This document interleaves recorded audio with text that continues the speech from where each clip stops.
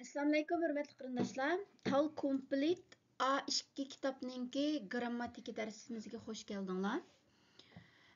Bu biz hozir shu Tal Complete yana hozir til o'rganish maktablarida ko'p qo'llanayotgan biz ham hozir haftada 2 qitim nahv maydon darsi orqali o'rganayotgan kitobning birisi. Bu kitobning jarayonida hammadan bek shu grammatik qismida qiynalish sal jiqroq bo'lg'achqa shunga mush kitobninki shu har boblardagi grammatikani ayrim dars qilib ishlab sizlarga yo'lladik. Inshaalloh bu darsimizningki sizlarningki til o'rganish safaringlarda manfaatli bo'lishini umid qilamiz. Endi bugungi birinchi grammatika, ya'ni birinchi bobninki grammatikaning mavzusi 1-2 zinin makin, ya'ni jumla tuzish degan grammatika. Qanamsa diqqatinglar darsimizda bo'lsin. Bu hozir kitobdan ilindi. Şu hozir bu darsni anglagan vaqtda agar qo'linglarda kitob bo'lsa, kitobni ichib turib birga anglasanglar, o chaqda tixinbek yaxshi tushunishinglarga foydasi bo'ldi. Ya'ni 1-2 grammatika. Birinchi bobninki 1-2 kitobdan oson topa olasizlar. Ya'ni jumla tuzish.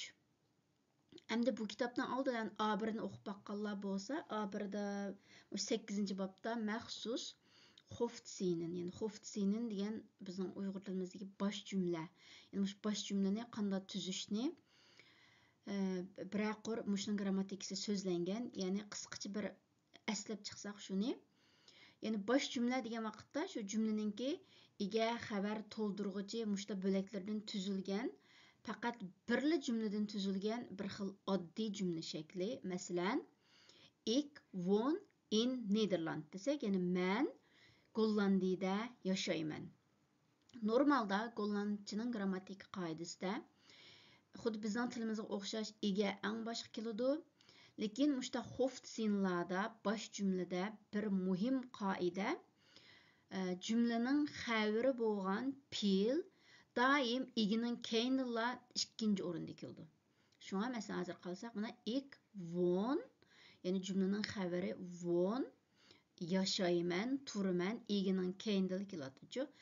Onun keyinden cümlenin başqa bo'laklari, bu cümlenin başqa bo'laklari kelgan vaqtda oldi bilan biri o'rin joy keldi. Ondan ba'zida jumlada ikki xabar bo'lib qolgan ishlar bo'ldi. Ya'ni masalan kelgusi zamon deymiz va yoki fe'lninki putgan zamonda bir asosli fe'l, bir yordamchi fe'l. Unda ahvol ostida, ya'ni yordamchi fe'l doim egining keyindan keladi. Jumlaning asosli fe'li cümlenin en ahırı keldi. Mesela ikinci misal qarasanglar, ik ga volgende maand verhuizen. Yani men keyinki ayda öy köçümen. Bu hazır kelgüsü zaman şekildeki cümle. Cümlede hazır iki xabar var. Birisi ga, birisi verhuizen. Yani ga bu yerda hazır yardımcı fe'llik rolunu oynaydı. Kelgüsü zaman ifadelep. Cümlenin en asaslı xabari verhuizen. Şu ama yardımcı fe'l egining keyindan keldi. Cümlenin en asaslı xabari cümlenin en ahırı keldi. Şu an ik ga volgende maand verhuizen. Yani men keyinki ayda öy köçümen.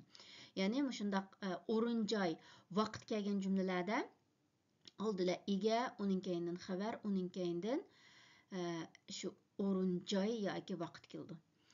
Yani makin ilmiyadan bir qancha misollar berdi. Yani bu yerda eng muhim diqqat qiladigan nuqta verb word jumlaning xabari gollandchada Hoftseinda, yani Hoftseinda bosh jumlada har doim ikkinchi o'ringa keldi. Egining keyindan ikkinchi o'ringa keldi. Mesela misollarni biraqor ko'rib chiqaylik.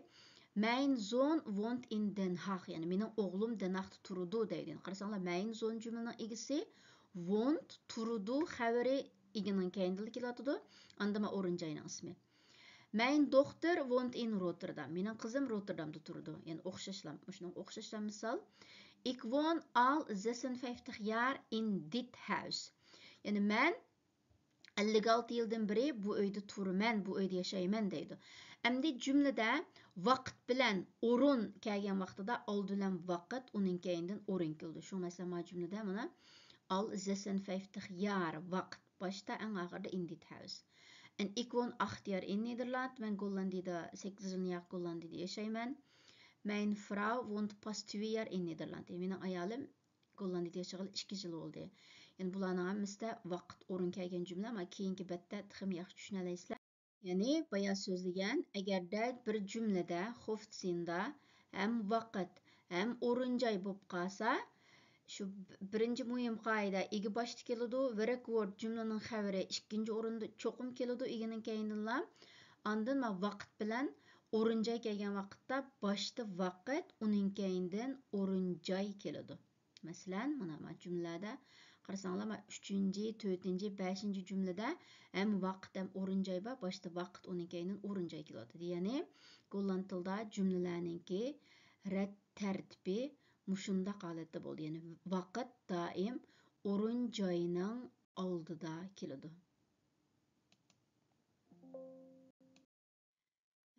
Endi ma'nodagi jumla shaklida, ya'ni hozir mana jumlada qarasanglar, ega bor jumlaninki ik, ko'p, xabar, morgen, ata, inbruk, in Utrecht. Yani cümleni hazır tıxınbek uzartıvatımızcı. Yani men ata Utrecht'ten bir işten satıp alımen dep, yani hazır bu cümlede hazır vaqt mı var, orun joy mı var, andan nimini satıp aldığanlığımızın cümlenin toldurğucusu var. Yani bu cümle hazır ega, xabar, holat, toldurğucudan terkip tapgan bir cümleci. Tıxınbek keng aytıvatıdı. Bunda ahval aslında yani o'xshashlam vaqt shu xabarning keyindan keladi. Ondan uning keyindan yani vaqt bilan shu o'rinning oraliqida yani to'ldirg'uchi, yani nimani, masalan men adi bir ishdan sotib olman, nima sotib olasiz? Ishdan. To'ldirg'uchi shu vaqt bilan o'rin joyining o'ttirisiga keladi. Masalan, ikkinchi misoldami? Ekler Nederlandes op school. Yani ben mektepte Golland tili ügünüme. Yani nemi ügünüsiz? Golland tili. Yani bu toldurğucu, yani o'rin joyining oldiga keladi. Yani normal cümle şekli muşta. Şu mesela ekler op school Nederlands desek, resmi grammatikalik qurilmasi jihatdan xato bo'lib qoldi. Endi qarshi taraf gapimizni tushundi.